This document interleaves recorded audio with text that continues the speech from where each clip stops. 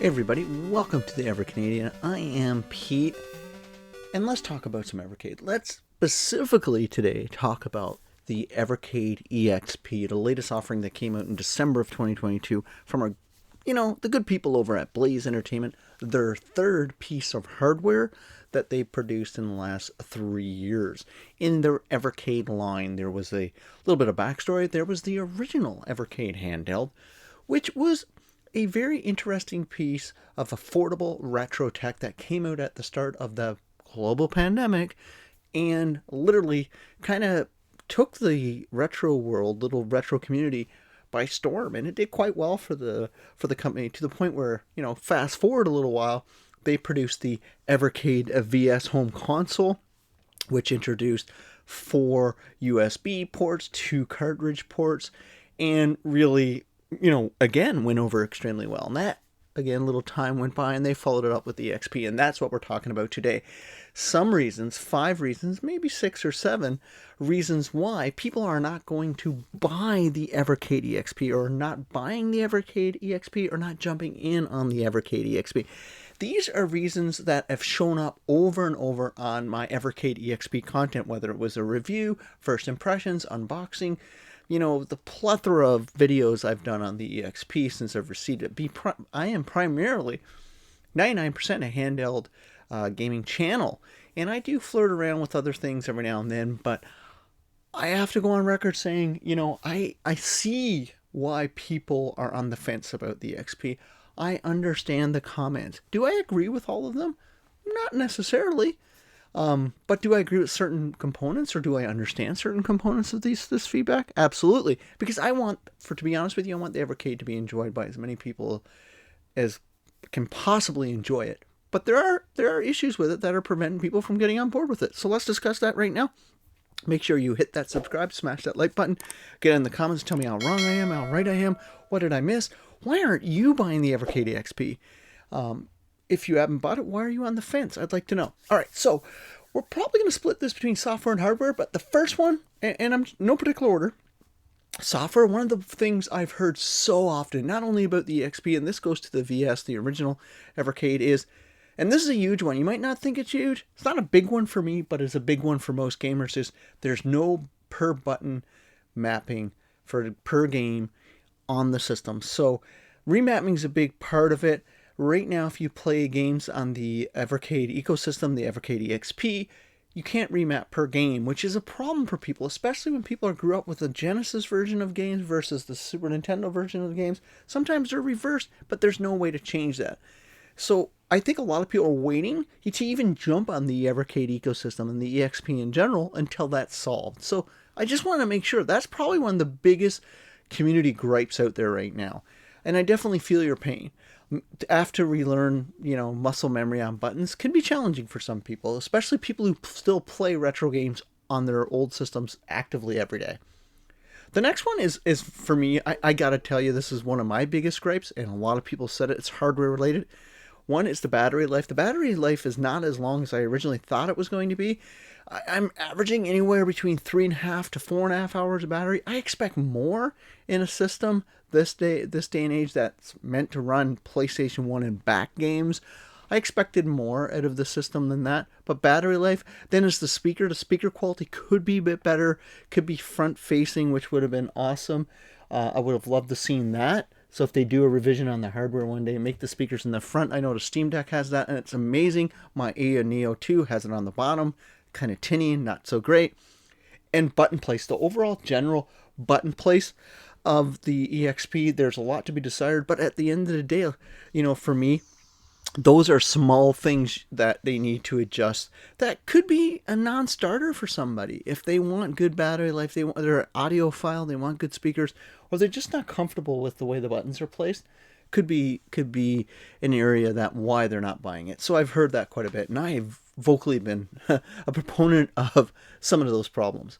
All right, the next one is around software and hardware. So a big selling component of the EXP was Tate mode, Tate mode, Tate mode. I don't care what you call it.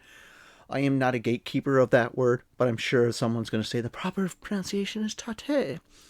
It's like, it's like your pate.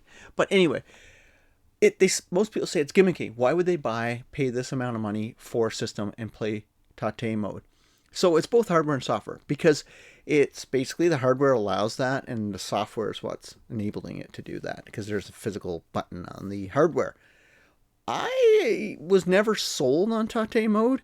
I predicted before it came out that it would probably be comfortable for about 20 minutes, and that's what I'm finding. So a lot of people might not be getting the EXP because they're seeing a lot of games now being taken advantage of that in the curation of the carts, and I've not really thought about that until I decided to make this video. And I'm like, I'm probably going to get tons of hate for just even making this video, and that's okay. But I'm thinking, yeah, they're probably curating all their future lineups for to have at least a couple games per cart to work in Tate mode. And that's okay if you love vertical shoot 'em ups like I do, and I do. But that could be something that's like, it's too gimmicky.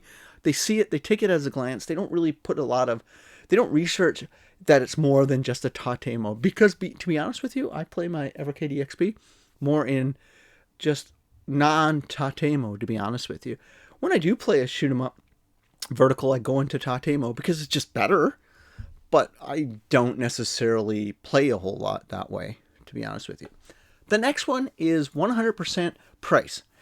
Let's be honest with you. I'm going to talk in Canadian dollars. You do your conversion at home to pounds, to US dollars, to Bach, whatever you want to do. Or pesos or whatever, rubies. It's $200 Canadian. That's what Video Games Plus has it for sale.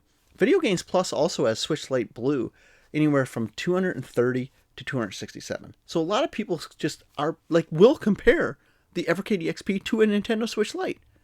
And they're saying, and they're with good reason, they could, if they're not fully invested in the ecosystem and the Evercade Exp and that whole world and the fantastic community and all those things, they'll say, well, I can get a Switch Lite and get access to all the games, retro, modern, Nintendo, whatever, for an extra $60, $70. That's hard. It's hard to argue that with people, right? $200 is a lot when you can get a Switch for $267. So I do understand that feedback from people. I really do. So, price is a reason why people aren't buying it.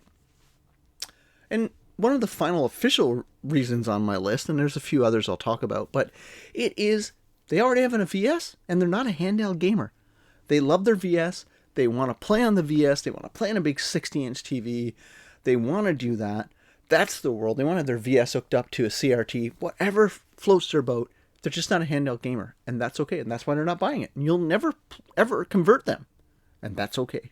I have no problem with that. Now I got some bonus ones. Just want to throw out there. There's no coach co-op on the EXP, and people want to play, if they're going to make a decision over the EXP and the VS is more affordable, they're probably going to go with the VS because they want to play coach co-op, because you can't really play that on the EXP. And it was never meant to be coach co-op. This one is big on me. I've been pushing this. I'm getting a lot of hate for it. And when I use a hate word loosely, but I'm getting a lot of criticism for asking for this. Online gameplay, a proper ecosystem, a friend system, a profile system. People are waiting for that. They want to play with their friends. So if they're not going to have coach co-op, maybe you can play online with your XP versus a friend who has an EXP and do it that way. It boggles my mind why we don't have this yet. Please get us an ecosystem, because the community would love it. I would absolutely love it. And this one is kind of funny, because one of my favorite things about the EXP is the Capcom collection installed on it. I don't have to worry about taking a cart. But for a lot of people, that's a deal breaker. They just arbitrarily said, you broke a promise. You did not. You put digital-only games on the EXP. I wanted the cart. I am outright not buying it because of that. And that's your prerogative as a customer. And for me, I could care less. I got Capcom everywhere I want to go, and I love it. And do I want it as a cart? Absolutely. But I'm not getting it as a cart, and I'm okay with that. And I still bought the XP. For a lot of people, non-starter. No Capcom on a cart. It's not buying the XP. So there you go. These are my reasons why people aren't buying the Evercade EXP. Don't misunderstand this as me not being a fan of Evercade. If anything, check out my channel. There's well over 150 videos on the Evercade, and there'll be lots more in the future. I absolutely love everything that they're doing, but I do have criticism, and I totally understand the perspective of the others. Let me know again in the comments what you think. You hit that subscribe. You do it. Do it, please. Pretty please. Get in the comments. As always, I answer every comment. Hit a like or a dislike. But please do a like. I feel better when you do likes. Bye, everyone.